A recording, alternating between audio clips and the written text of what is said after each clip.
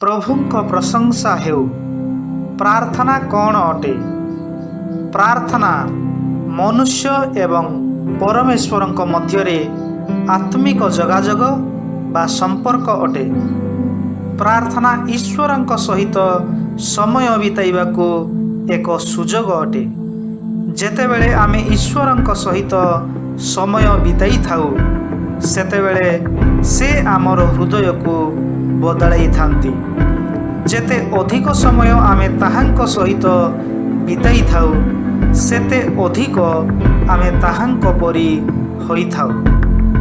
प्रार्थना करिबा द्वारा आमर अभ्यास एवं जीवन शैली परिवर्तन होई थाए। प्रार्थना आमको शक्ति एवं विश्वास रे वृद्धि पाइबाको देई थाए।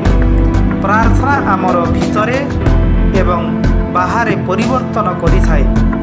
ख्रीष्ट रे प्रिय प्रभुंक लोक माने प्रार्थना करिबाको आमको उत्साहित करिबा पई परमेश्वरଙ୍କ वाक्य रे अनेक गुड़ाए प्रतिज्ञा अछि।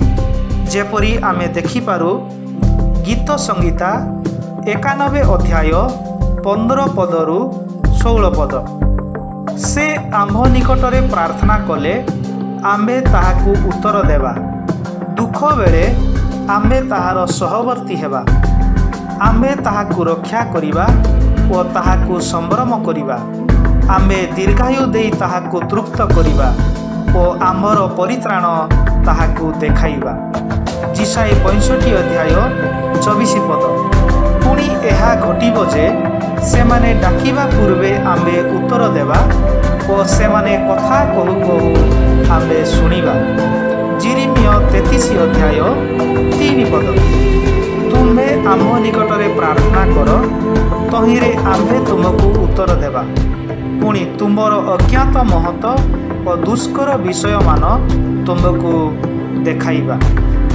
माथि लिखित सुसमाचार 7 अध्याय 7 पद। माग सेतिरे तुम मानको दिया जीवो। खोज सेतिरे तुमे माने संधान पाइबो। दुआर रे मार सेतिरे तुम मानको निमंते फिटाई दिया जीवो। ख्रीष्ट रे प्रिय प्रभुंक लोक माने निरंतर प्रार्थना करिबा। क्लांत न होई सर्वदा प्रार्थना करिबा। सुरक्षा शांति शक्ति एवं आशीर्वाद पाइबा। आमेन।